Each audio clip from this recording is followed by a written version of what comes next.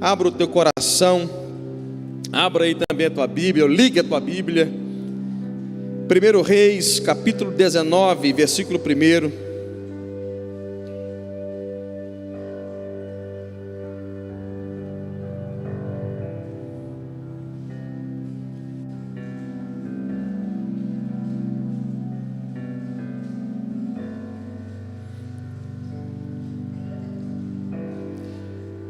Aliás, vamos no versículo 3, a mensagem.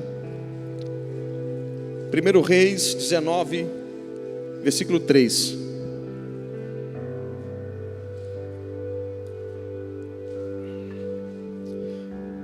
Primeiro livro dos reis de Israel, capítulo 19, versículo 3. Aleluia, Jesus.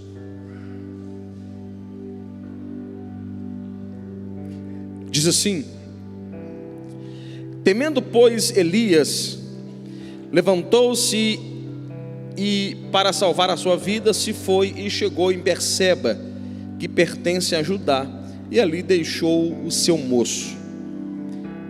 Ele mesmo, porém, se foi ao deserto, caminho de um dia, e veio e se assentou debaixo de um zimbro, e pediu para si a morte, e disse: basta, toma agora, ó Senhor, a minha alma, pois não sou melhor do que os meus pais.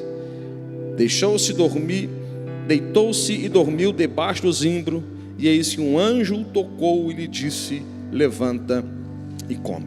Vamos orar. Ore por mim, ore por essa palavra, ore por você, ore pelo irmão que está do seu lado, ore para Deus falar conosco, ore para que Deus possa falar com quem está em casa, com quem vai depois ouvir essa mensagem gravada. Pai, que essa não seja uma palavra persuasiva de sabedoria humana, mas em demonstração de espírito e poder, para que a nossa fé não se apoie em sabedoria, argumento humano, e sim no poder do Senhor. O Evangelho é poder de Deus para todo aquele que crê. Nós cremos, ó Pai, no Teu Evangelho, nós cremos na Tua palavra, Pai. Abra os nossos olhos espirituais, nos conceda espírito de sabedoria e de revelação no pleno conhecimento do Senhor, em um nome de Jesus. E quantos creem, digam amém. Irmãos, nós estamos continuando a palavra que Deus colocou no nosso coração da semana passada. Haja vista, já estamos em outubro, mas a conclusão, a continuidade da palavra que Deus colocou no nosso coração aí do Setembro Amarelo. Semana passada falamos sobre a vida, falamos sobre a importância da vida na ótica e na perspectiva do próprio Deus, e o valor que Deus dá para a vida, o Criador da vida, o Autor da vida. E eu estava orando, eu confesso que estava orando essa semana, irmãos. Essa noite aconteceu algo que tinha anos e anos, eu não sei lembrar a última vez que me aconteceu. Passei a noite em claro, irmão, mas não foi porque eu fui orar. Me deu uma espécie de uma insônia, eu não consegui dormir essa noite. Hoje eu acordei com uma sensação estranha, uma sensação de tristeza, um negócio estranho, um dia meio cinzento. E de repente eu percebi que Deus estava me dando o fardo da mensagem dessa noite. E Deus me trouxe aqui para falar um pouco sobre depressão. Depressão, quem está comigo em nome de Jesus? Nesse Setembro Amarelo, irmão, nós sabemos que a maior causa de suicídio é a depressão. Quando nós olhamos aqui para Elias, não aparece aqui a palavra depressão aqui nesse texto. Só que nós temos psiquiatra cristão que leu esse texto, você pode pesquisar depois isso, e deu um diagnóstico para o profeta Elias. Se naquele tempo houvesse um diagnóstico de depressão, ele estaria depressivo aqui nesse momento. Ele estava passando por um momento depressivo em sua vida. E alguns passos nós vamos ver sobre Elias. Eu vou apenas introduzir isso para o teu coração aqui. O capítulo 18, irmãos, é um capítulo do auge de Elias, onde você vai ver Elias confrontando os profetas de Baal, você vai ver Elias num processo de crescimento muito grande. Mas atrás desse processo de auge, de grande homem de Deus, no capítulo 18, você vai ver a palavra pressão. Qual palavra aparece, irmãos? A pressão está o tempo todo. Nós lemos aqui, irmão, só na leitura desses 5 versículos nós vamos encontrar pressão. Aqui nas entrelinhas do texto tem pressão, muita pressão, ameaças, medo, solidão, comparação, frustração. No versículo, não está no que nós lemos, mas depois da continuação do capítulo 19 aqui, no verso 10 e no verso 18, ele está vendo o problema maior do que realmente é. E, por último aqui, ainda no texto nós lemos, desejo de morrer. Então nós vamos ver alguns estágios na vida desse grande homem de Deus. Pressão, né? Talvez alguém disse em depressão, também vem pela pressão, ameaças, medo, solidão, comparação, frustração, ótica, visão errada. Ele via o problema maior do que realmente é. E para concluir aqui, desejo de morrer. Agora imagina um dos maiores homens de Deus da história olhar para Deus e falar assim: Deus, não quero mais viver. Senhor, acaba com a minha vida agora. Senhor, eu cansei, eu não quero mais. E quando nós olhamos, irmãos, para a vida desse grande homem de Deus, nós vamos perceber também que outros grandes homens de Deus na Bíblia e fora dela também enfrentaram ou depressão ou profunda tristeza. Depressão ou profunda tristeza. Eu poderia citar aqui o próprio Elias, um dos maiores profetas. Imagina ele, um homem que ora e fala: não vai chover, não chove, gente. Um homem que ora fala assim: agora chove, aí chove. Um homem que Deus que fala assim: eu vou orar e vai vir fogo do céu, e o fogo do céu vem. Esse homem agora atravessa um quadro depressivo e uma profunda tristeza. Nós podemos falar de Davi, Salmo 42, versículo 3 e 5. Coloca para mim aqui, Salmo 42, versículo 3 a 5. Vou ler com a igreja, para você ver. Eu preciso introduzir isso no nosso coração. Olha o salmista Davi, um dos homens que tiveram mais intimidade com Deus. Olha o que ele disse: as minhas lágrimas têm sido meu alimento dia e enquanto me dizem continuamente: o teu Deus, onde está? Lembro-me dessas coisas e dentro de mim se derrama a alma, de como passava eu com a multidão de povos e os guiava em procissão à casa de Deus, entre gritos de alegria e louvor, multidão em festa. Por que está abatida a minha alma e por que te perturba dentro de mim? Espera em Deus, pois ainda louvarei a Ele, meu auxílio e Deus meu. Então nós temos o Davi, o homem segundo o coração de Deus. E aqui está passando no mínimo por um período da vida que está dizendo assim: as minhas lágrimas de dia e de noite, de dia e de noite. Alguns salmos ele vai dizer assim: eu afogo a minha cama em lágrimas. Eu podia citar aqui também o profeta Jeremias, irmãos, e eu confesso que esse é o texto mais pesado que eu vi alguém dizer. Olha só, Jeremias capítulo 20, versículo 14, vem comigo. Jeremias capítulo 20, versículo 14. Maldito o dia em que nasci. Eu estou falando de Jeremias, gente.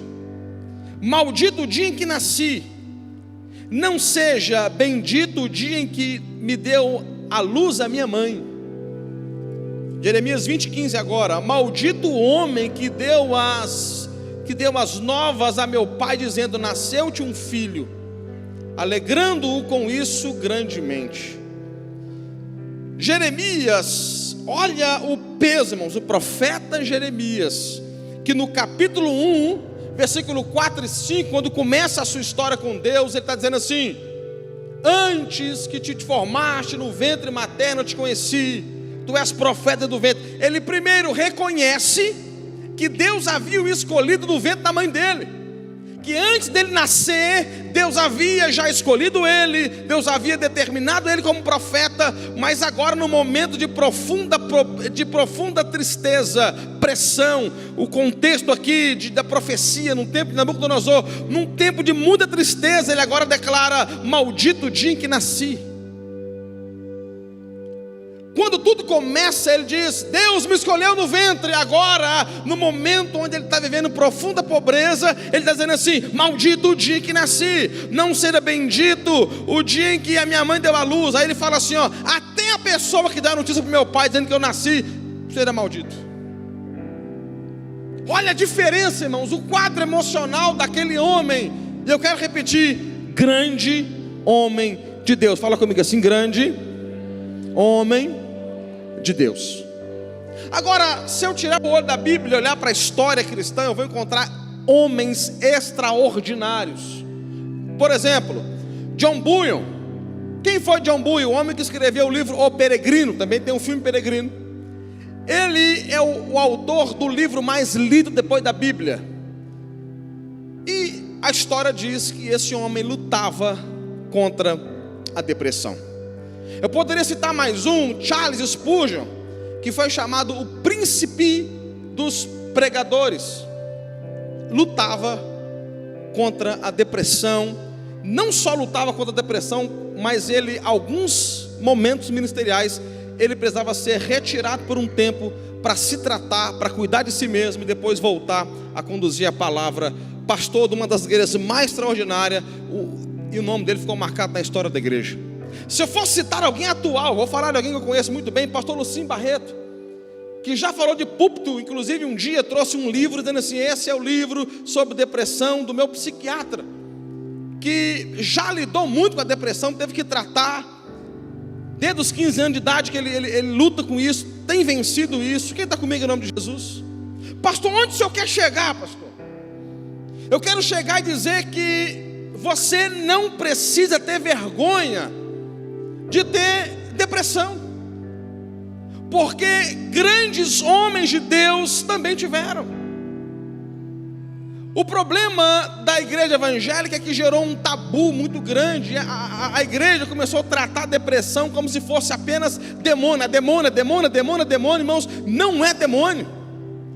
Ah, pastor, pode ter algum caso específico de uma opressão demoníaca? Sim, claro. Mas nós estamos vendo aqui na Bíblia, irmãos, que Jeremias, nós estamos vendo na Bíblia Davi, estamos vendo aqui homens como Elias, que atravessaram um quadro de, no mínimo, uma profunda tristeza. Agora a gente olha para a igreja hoje, e eu estou introduzindo isso aqui para a gente começar a abrir os nossos olhos. A gente olha para a igreja, eu estou pregando aqui para a igreja, eu não estou numa escola, eu não estou em outro lugar, estou falando para a igreja, falando para crente. A gente olha para a igreja e existe um tabu muito grande, porque a pessoa pode, se ela tiver uma dor de cabeça, ela toma um remédio, se ela tiver um problema muscular, ela toma um relaxante muscular, ela quebra o braço, ela vai num médico, ela vai lá colocar um gesso, ela usa óculos, e toda forma de enfermidade ela crê na medicina, mas quando é uma doença na emoção ou na mente, ela fala: não, isso é demônio. Quem está comigo em nome de Jesus?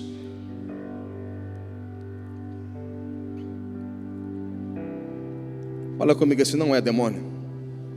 Então vamos lá, fala: não é demônio. Quando nós olhamos para a Bíblia, tem alguns versículos, pastor, a Bíblia fala sobre depressão? Fala.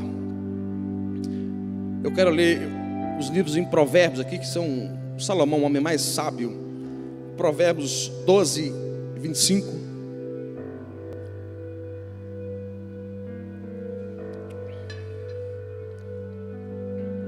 Estão comigo, irmãos?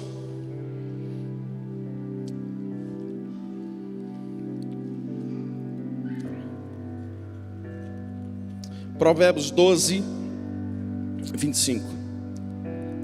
A ansiedade no coração do homem o abate, mas a boa palavra o alegra. Provérbios 14, 13. Até o riso tem dor, até no riso tem dor o coração, e o fim da alegria é tristeza.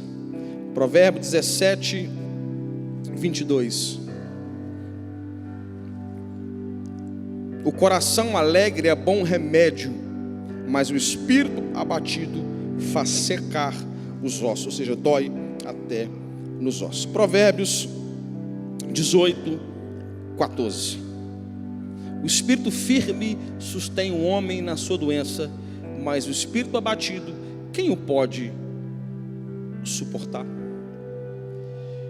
Quando nós olhamos para a Bíblia, nós vamos encontrar, a Bíblia fala de grandes homens que passaram por depressão. Então, não é demônio. A Bíblia nos mostra que depressão não é frescura, porque a Bíblia fala sobre depressão. A história mostra que grandes pastores avivalistas enfrentaram depressão. Então, não é demônio. Não é demônio. E também não é frescura. Fala comigo assim, não é demônio. E também não é frescura. Porque a Bíblia fala sobre esse assunto. A Bíblia não tratou como frescura. E a Bíblia também não tratou como demônio. Repito, alguns casos podem sim ser uma opressão maligna, mas no mínimo não é só isso. Então a Bíblia, se a Bíblia está falando, irmãos, não é demônio. Não é, irmãos, não é. Então, se grandes avivalistas tiveram, a Bíblia tem um carinho de tratar. E grandes homens, mulheres de Deus também enfrentaram isso. Eu quero dizer mais uma vez, você não precisa ter vergonha de pedir ajuda. Você não precisa ter vergonha de falar, eu sou um cristão, eu sou da Lagoinha, eu sou da igreja tal, o que as pessoas vão pensar de mim se eu pedir uma ajuda? Não, você pode sim e deve pedir ajuda. Isso não diminui a sua espiritualidade em nada, muito pelo contrário. Muito pelo contrário. Quem está comigo em nome de Jesus? Agora, irmãos, a gente vai ver, eu queria colocar aqui 3 passos para vencer a depressão. Quem está comigo em nome de Jesus? Primeiro passo, ajuda profissional. Ajuda. Eu poderia ter colocado essa por último? Poderia, não estou colocando ordem de importância. Mas como eu sou pastor, eu fiz o contrário, né? Eu estou falando primeiro da ajuda profissional. Quem está comigo em nome de Jesus? Se não é vergonha, pastor, descobri, pastor, eu até achava, eu tinha um preconceito, eu achava que era demônio, eu achava que era coisa de gente fresca, eu achava que era coisa de gente que não busca a Deus, pastor, eu achava que depressão é só quem não ora, pastor, eu achava que esse negócio de tristeza, de vazio, de angústia profunda, de não se alegrar, de ver a vida com um tom meio cinza, eu achava que era só coisa de quem não tem Deus, pastor, mas agora eu percebi que eu não estou sozinho nessa. Então você pode, sem constrangimento algum, buscar uma ajuda profissional. Existe algo que a gente chama na Bíblia, que a gente viu na Bíblia, né? Que chama graça comum. Qual é o nome desse negócio, gente? Graça. Sabe o que é graça comum? É a sabedoria que Deus deu ao homem. Por exemplo, um psiquiatra, um médico, ele recebeu uma graça chamada graça comum. É uma capacitação que Deus deu. Isso se chama graça comum. É a graça que Deus deu para todos os homens, independente se ele é cristão ou não. Então, dentro da graça comum, nós temos a intervenção dos médicos. E isso é uma bênção de Deus, gente. Intervenção médica, intervenção de remédio é uma bênção. Quem que um dia já sentiu muita dor, foi num médico e tomou, por exemplo, um analgésico na veia e você ficou feliz por isso? Quem que? Eu já várias vezes. Agora, por que quando o assunto é dor da alma, a gente tem dificuldade, tem preconceito, gente? Fala comigo assim, ajuda profissional. Irmãos, olha só, não é demônio, pode ser hormônio. Amém? Fala comigo assim, não é demônio, mas pode ser hormônio. Às vezes é hormônio, pode não ser. Mas às vezes a pessoa vai num médico, irmão, já mata o problema, faz um exame, aí você achava que era demônio, chega lá, era o hormônio. Resolveu o problema. Agora, olha que louco, pastor, será que está na Bíblia? Claro que está. Nós lemos o texto, versículo 5 de 1 Reis. Olha que louco isso aqui. Elias está num quadro depressivo. Aí Deus chega para Elias através de um anjo e falou assim, levanta e come. Que louco isso, irmãos. Elias está passando um quadro depressivo. Senhor, eu quero morrer. Aí o anjo vem e fala assim, ô Elias, come. Sabe o que Deus está fazendo? Ele falou assim, Elias, sabe o que você está precisando agora, meu filho? De uma boa refeição. Porque Deus tratou o físico de Elias. E sabe qual é o problema da igreja? Agora eu não estou falando da gente. É que a gente é muito bom do espiritual e muito ruim do corpo. A gente é muito bom para falar de demônio, mas muito ruim para reconhecer os nossos hormônios. A gente é muito bom para falar de extraordinário, e às vezes o negócio é só comer. Irmãos, nós evangélicos precisamos começar a olhar com mais carinho para a questão do nosso corpo. Quem está comigo em nome de Jesus? Olhar para nós, entendendo que nós não somos apenas espírito, mas nós somos um corpo. Quem está comigo? Nós precisamos olhar com mais atenção para o nosso corpo, e Deus fez isso com Elias. Elias, come, restabelece o teu físico, restabelece a tua saúde, depois eu toco no teu espiritual. Esse come, irmãos, fala de um cuidado físico. E sabe qual que é a primeira coisa que eu coloquei aqui? Exatamente essa: tratamento físico. Ei, exercício físico. Filho, vai treinar. Vai treinar. Vai treinar. Amém, gente? Vai fazer o esporte que você gosta. Quem está comigo em nome de Jesus? Que isso, pastor? Fui numa igreja domingo à noite para ir ouvir que é para ir treinar, pastor. Não seria muito melhor falar que é para ir orar? Orar talvez você já faz, o que você não faz é treinar. Amém, gente? Nós estamos aqui nos 100 dias de jejum. Quem está comigo? Pega esses 100 dias e transforma também em algo para ajudar na tua alimentação, desintoxicação. Quem está comigo, irmãos? Amém? Elias, Deus falou assim: come, bebe, dorme e caminha. Pode ler depois a sequência. Deus tratou o físico daquele homem: come, bebe, dorme e caminha. Talvez o que está faltando para muita gente, irmãos: auxílio profissional, está faltando uma boa alimentação, está faltando uma boa noite de sono, está faltando, irmão, para ela caminhada, quer se mover, quer ser ativo. Quem está comigo em nome de Jesus? Elias estava na caverna, mas o contrário da caverna era sair. Sai da caverna, vai caminhar, vai comer, vai viver, vai se alegrar. Irmãos, o que falta às vezes para o evangélico é que ele fica muito bitolado, irmãos. É ruim você ver um evangélico bitolado, que tudo é pecado, irmãos. Não pode ir para uma academia, que é pecado. Não pode fazer uma caminhada, que é pecado. Não pode jogar bola, que é pecado. Não pode fazer nada, está errado, irmãos. A única coisa que o crente não pode fazer é pecar. O resto está liberado. Quem está comigo?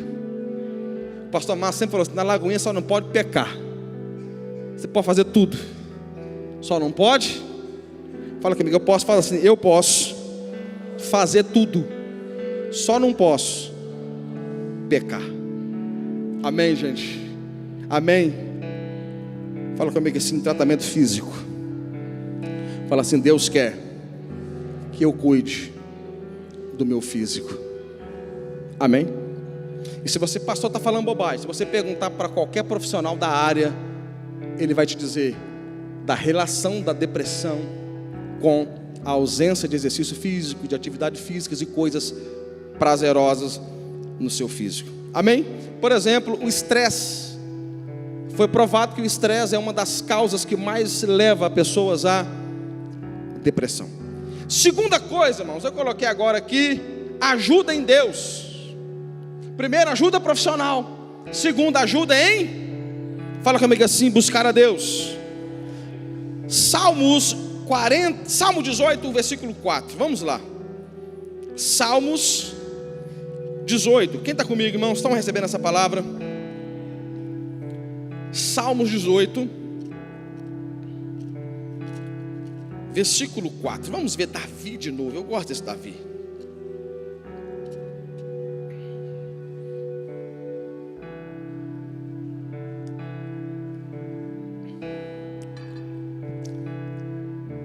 E sabe qual é o interessante da oração de Davi? É a oração sincera. Oração sincera. Olha o que está dizendo aqui, ó: laços de morte me cercaram, torrentes de impiedade me impuseram terror, cadeias infernais me cingiram e tramas de morte me surpreenderam. Verso 6: na minha angústia, na minha o que, gente? Na minha o quê? Na minha angústia. Alguém que já ficou um dia angustiado? Alguém já ficou angustiado aqui? Crente fica angustiado, gente. Davi estava angustiado. O homem segundo o coração de Deus estava angustiado. Na minha angústia, invoquei ao Senhor, gritei por socorro ao meu Deus. Agora, irmãos, olha que lindo aqui. Ele do seu templo ouviu a minha voz, e o meu clamor lhe penetrou aos ouvidos. Sabe o que é lindo em Deus?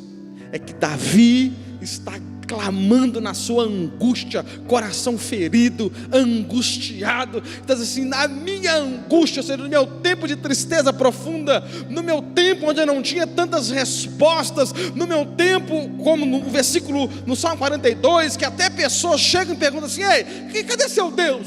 Você não é crente? Você não é da igreja, da Lagoinha? Você está passando por isso? Davi está dizendo que nesse cenário de tristeza, cenário sem respostas, cenário onde há cobrança das pessoas, ele diz assim: eu clamei por socorro, e a minha oração penetrou os ouvidos do meu Deus. Gente, número 1, busque ajuda profissional. Número 2, busque Deus na angústia.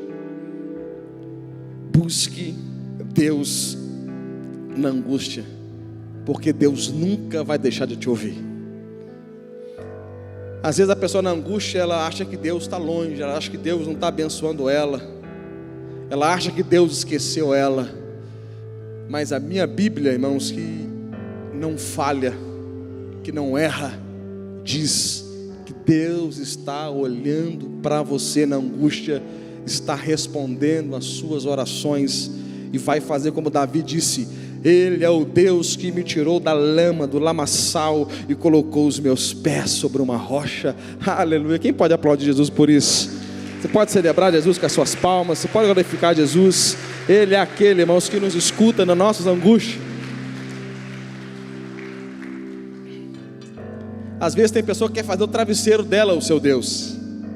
Ela chora para o travesseiro, ela chora para a fronha, ela chora para o seu colchão. Vai chorar com Deus. Ei, chora na presença de Jesus. Charles Spurgeon disse uma frase que eu repito muito. Ele disse assim: ore até que tenha vontade de orar. Ore para que consiga orar. E no momento em que acha que não tem força para orar, é aí que você está fazendo as suas melhores orações.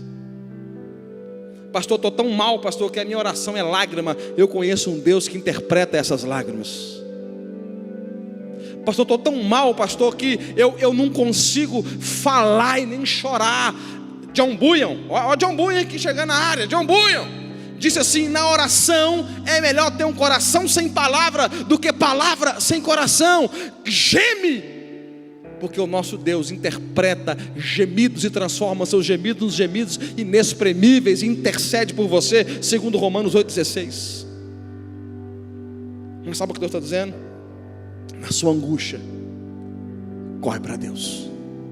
Vai, pastor, eu percebo, pastor, que o meu caso é um caso, eu preciso mesmo procurar um psiquiatra, pastor, eu tenho que quebrar esse tabu de vergonha, eu tenho que quebrar esse tabu de preconceito, eu vou sim procurar, porque isso não, eu já vi que grandes homens de Deus, pastor, eu vou, vai num psiquiatra. Ao mesmo tempo, vai buscar Deus. Quem está comigo em nome de Jesus, irmãos? Agora, quando alguém busca Deus, tem muita coisa que acontece, mas eu separei duas coisas que está aqui em Filipenses capítulo 2, 6-8. Eu vou ler com vocês aqui, Filipenses 2. Essa é uma palavra que eu preciso parar para ler mais do que eu gosto, mais do que o comum, mas o que ensina é a Bíblia, né? Filipenses 6. Filipenses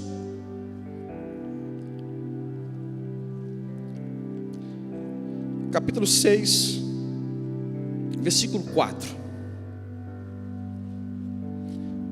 Eu vou ler aqui na minha palavra que é mais fácil para eu ler aqui. Filipenses 4:6, desculpa gente.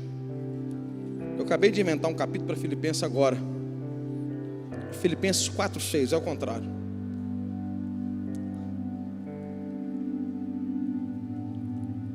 Não andeis ansiosos de coisa alguma. Em tudo, porém, serão conhecidas diante de Deus as vossas petições pela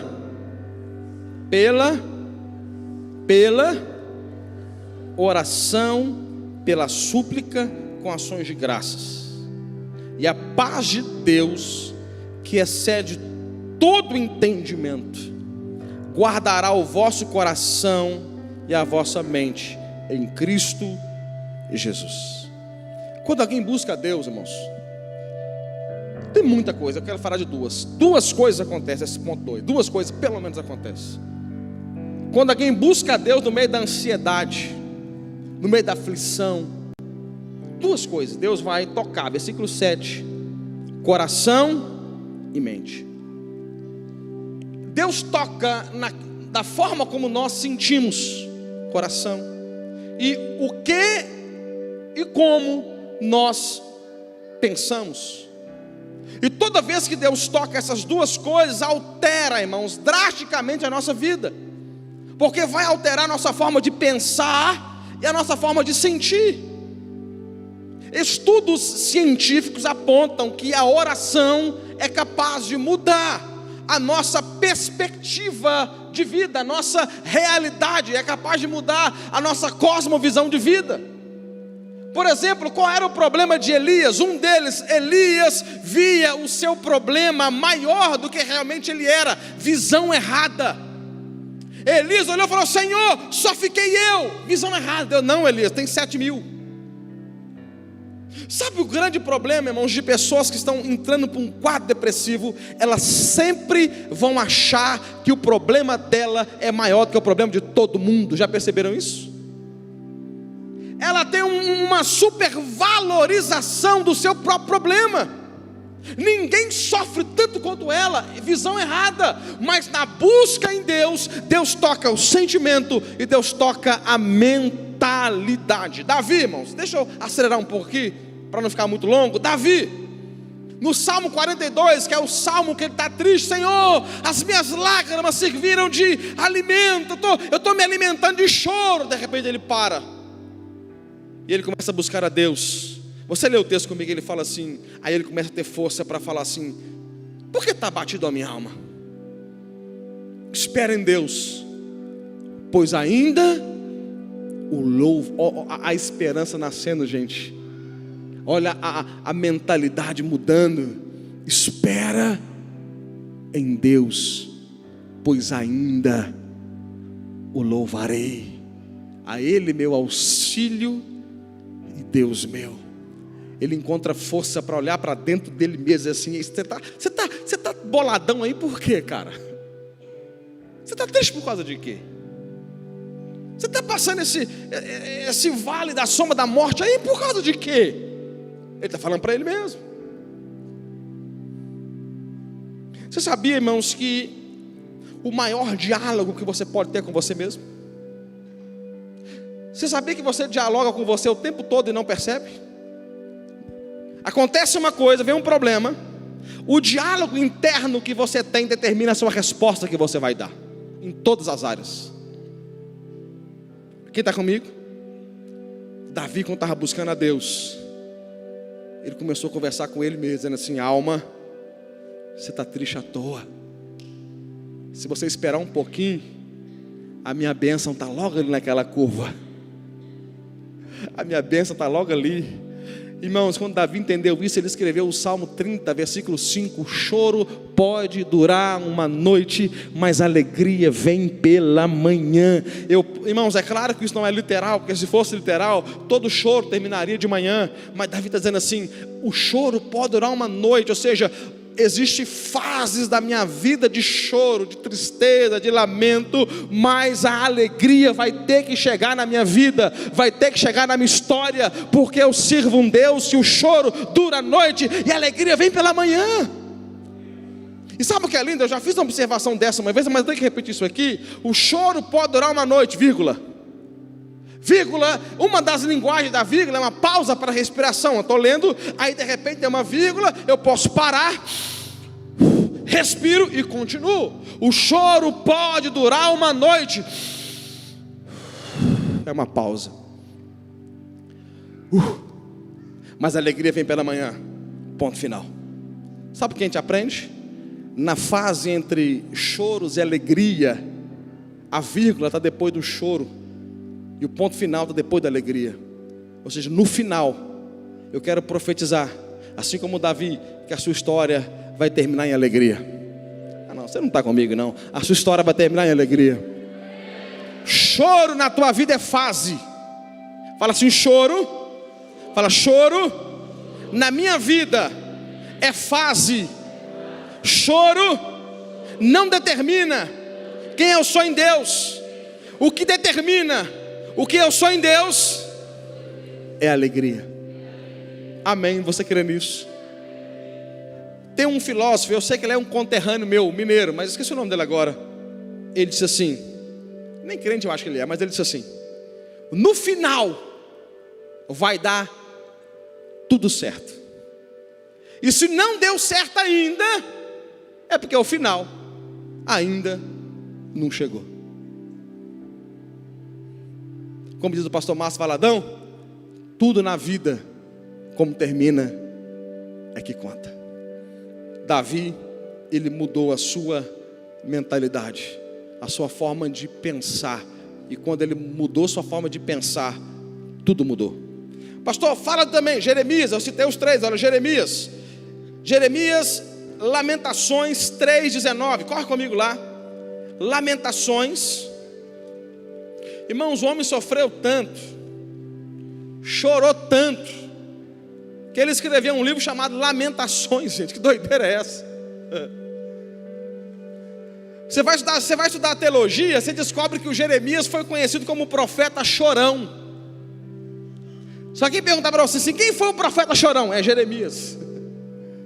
Ele escreveu um livro chamado Lamentações. O cara lamentou tanto que Deus falou assim, você vai escrever um livro chamado Lamentação, só de raiva agora. Lamentações 3,19. Eu estou falando sobre forma de pensar e sentir, amém? Lembra-te da minha aflição e do meu pranto e do abismo e do veneno. Lamentações 3,19. Lembra-te da minha aflição, do meu pranto, do abismo e do veneno. Minha alma continuamente os recorda e se abate dentro de mim. Quero trazer à memória o que pode me dar esperança. Você está lendo comigo? A minha alma continuamente os recorda e se abate dentro de mim. Sabe o que o profeta está dizendo? Quando ele está focando no que ele viveu, no motivo do choro, a alma dele se abate cada vez mais. Ele está dizendo assim, eu sofri tanto, mas tanto, que toda vez que eu fico lembrando disso, eu sofro mais ainda. Aí ele termina dizendo assim, ó, quero trazer à memória o que pode me dar esperança. Quando você busca a Deus, o teu sofrimento continua sendo sofrimento. Ele é real, ele não é fictício. Doeu, e na maior parte dos casos continua doendo. Mas quando você busca a Deus, Deus te dá força para trazer à memória o que pode dar esperança. O seu foco não é mais o teu choro, o teu foco não é mais a tua dor, o teu foco não é mais a tristeza, a ofensa. O teu foco agora é aquilo que pode dar esperança. E olha como muda o discurso, verso 22. As misericórdias do Senhor são a causa de não sermos consumidos, porque as suas misericórdias não têm fim, renova-se a cada manhã, grande é a tua fidelidade, a minha porção é o Senhor, diz a minha alma, portanto esperarei nele, bom é o Senhor para os que esperam por ele, por isso a minha alma o busca, bom é aguardar a salvação de Deus. Mudou tudo. Quando Jeremias está dizendo assim, enquanto eu fiquei chorando e olhando para a minha dor, eu sofria todo dia, a minha aflição era como um veneno, que me matou aos poucos, me consumiu aos poucos, roubou minha alegria, roubou meus melhores anos, mas quando eu busquei em Deus força, para tirar o olho do problema, colocar o olho em Deus, eu encontrei força para dizer, a misericórdia de Deus se renova todo dia, Deus é bom, Deus é bom, Deus é bom, Deus é bom, Deus é bom. Tem gente que está tão mal que não consegue olhar para um Deus bom. Tem gente que está tão mal por dentro que olha para Deus e questiona o caráter bom de Deus. Mas sabe qual é o remédio para isso? Lamentações 3, 20 e 21. Traga à tua memória o que pode dar esperança para você. A partir de hoje, você não se alimenta de problema mais. Não vou falar de novo. A partir de hoje, você não se alimenta de problema mais.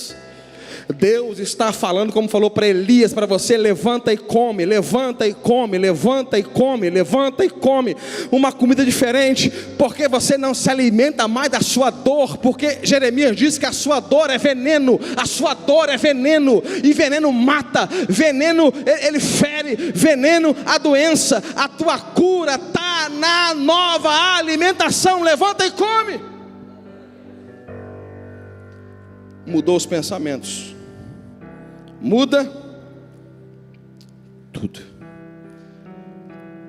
E Elias, eu citei os três. Elias, Deus ajustou. Diz assim, Elias está assim, Senhor, eu fiquei sozinho. E Deus, não, filho, tem 7.000 que não se dobrou. Na cabeça do Elias, o problema era desse tamanho. Fala comigo assim, Deus nunca perdeu o controle. Elias, ele veio num quadro e fala assim, eu não sou melhor do que os meus pais. É louco isso, né? Israel vinha num período de corrupção, e Elias tinha uma frustração muito grande de como se ele não tivesse concluído a missão dele, irmãos. O problema ficou desse tamanho. Aí de repente Deus ajusta e fala assim, o Elias, olha direito. Olha direito. Porque você ainda vai ungir a próxima geração. Aleluia. Você está achando que já era, filhão? Você está achando que você vai morrer? Você olha agora e fala para mim que você quer morrer agora? Não. Tem o Eliseu para você alcançar ainda. O Elias, o Eliseu que você vai alcançar, vai fazer o dobro que você faz. Sabe o que eu estou dizendo para Elias? Elias, você não é um fracasso.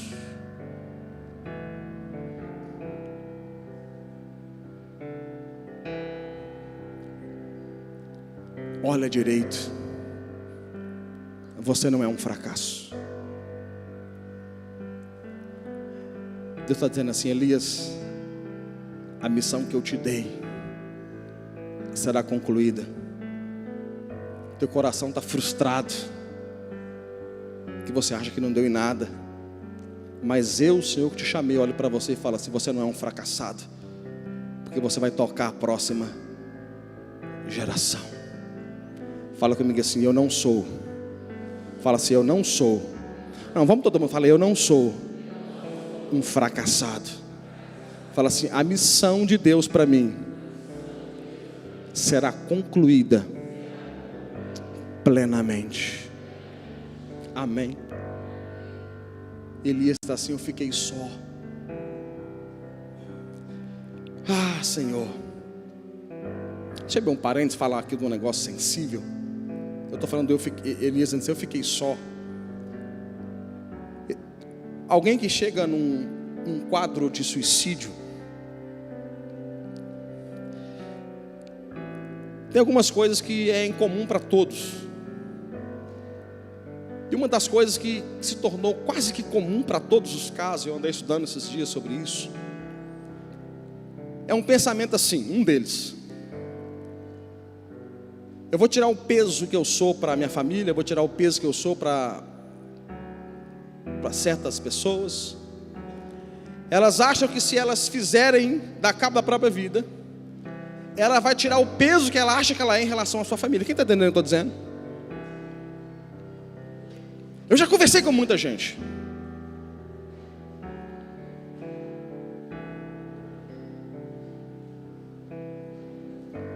Olha para mim, gente. Deixa ele, o pastor Dani está ali. Olha para mim, gente. Nós estamos em batalha espiritual. Eu comecei esse culto falando assim: eu não dormi essa noite. Eu comecei esse culto falando assim que eu senti uma opressão, como é que eu posso dizer, um dia meio cinza, porque Deus sabe o quanto essa palavra vai estar tocando pessoas aqui. Deus sabe o quanto essa palavra vai chegar na nossa cidade, no contexto da nossa cidade. Mas o mundo espiritual também sabe. Está sendo resolvido. Temos pastor, temos equipe de pastor ali atrás. Pode olhar aqui para mim. Mundo espiritual não é brincadeira não, gente. 3. Primeiro foi: busca ajuda. Busque ajuda. Segundo, busque Deus. Terceiro, gente, deixa eu acelerar aqui que meu tempo também está indo embora. Terceiro, busque amigos verdadeiros. Busque.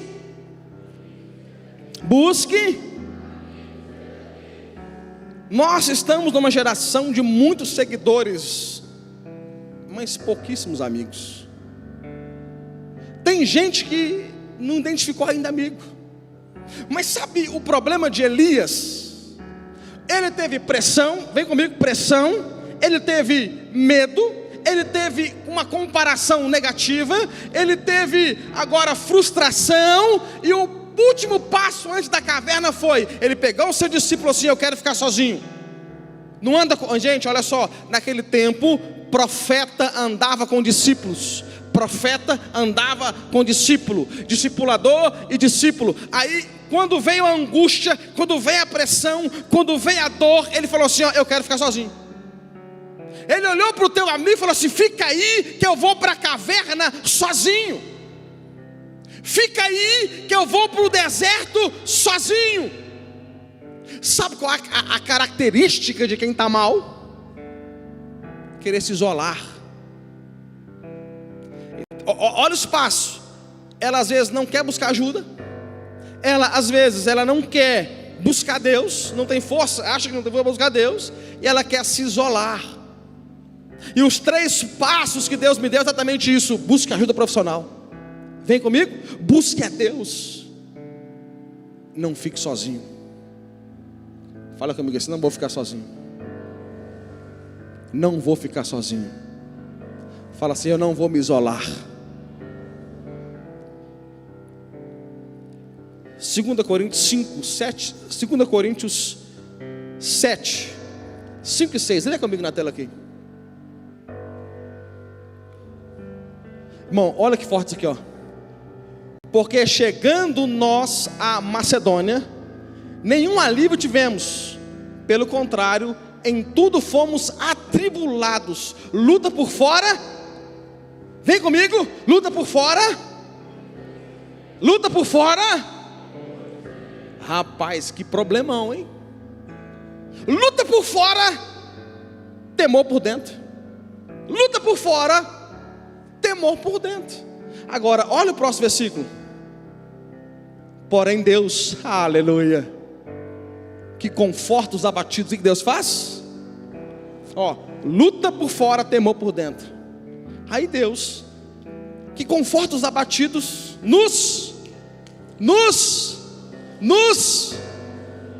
com a chegada de Tito. Luta por fora, temor por dentro. Aí Deus falou assim: vou consolar essa pessoa, eu vou tratar essa pessoa, eu vou cuidar da alma dessa pessoa. Sabe o que Deus fez? Mandou um anjo. Mandou um anjo? O que Deus mandou? Mandou Tito. Olha para mim. Cadê seu Tito? Cadê seu Tito para a hora da angústia? Cadê seu Tito para o dia mal? Cadê seu Tito para quando você está pensando em morrer, ligar para ele te ajudar a pegar na tua mão, te levar num médico, para ele pegar na tua mão, trazer para a igreja? Cadê o teu Tito? Porque Deus consola com amigos. Provérbio 17. Bota aqui para mim, Provérbio 17. Provérbio 17. Em todo tempo amo um amigo, e na angústia, fala comigo assim: na angústia, os amigos são promovidos. Fala comigo: na angústia, os amigos são promovidos a irmãos. Amém? Na sua angústia é que você promove os seus amigos a irmãos. Pastor, não estou bem. Não fique só. Pastor, estou me sentindo angustiado. Pastor, não fique sozinho. Pastor, eu estou me sentindo mal. Só Deus sabe o que passa na minha cabeça. Ei, deixe que outras pessoas além de Deus saibam o que passa na sua cabeça. Traz tua família para perto, traz tua mãe para perto, traz teu pai para perto, traz os teus amigos de confiança para perto e compartilha o teu coração com essas pessoas e dá liberdade a essas pessoas para te ajudar. Quem pode dizer glória a Deus por isso? Jesus no Getsemane, momento de angústia de Jesus, momento difícil de Jesus, momento de orar com tanta angústia que o seu suor transformou em gota de sangue. Ele não orou sozinho, ele chamou Pedro, Tiago e João: venha orar comigo, porque o Deus em carne, o Deus entre nós, descobriu, percebeu que em momentos de angústia não se pode ficar sozinho. Fala comigo: em momento de angústia não se pode ficar sozinho. Fala assim: não vou ficar sozinho. Eu quero terminar com algo, irmãos. O suicídio de Judas. Suicídio de Judas. Eu fiz 3 perguntas para a Bíblia, uma perspectiva teológica que eu creio.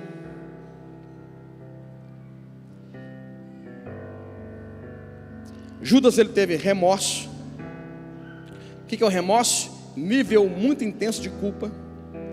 Judas, ele procurou ajuda no lugar errado.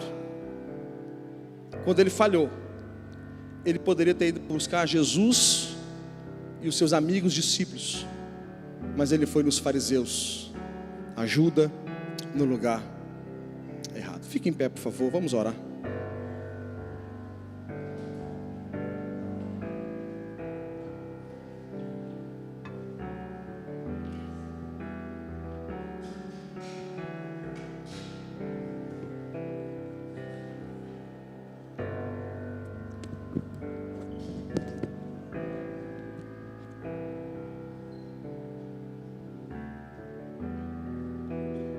Nessa última mensagem, irmãos, do Setembro Amarelo, eu disse no início, nós atravessamos outubro, uma série de mensagens. A palavra que Deus colocou no meu coração para você é: busque ajuda profissional. Buscar o que, gente? Segunda coisa, busque Deus.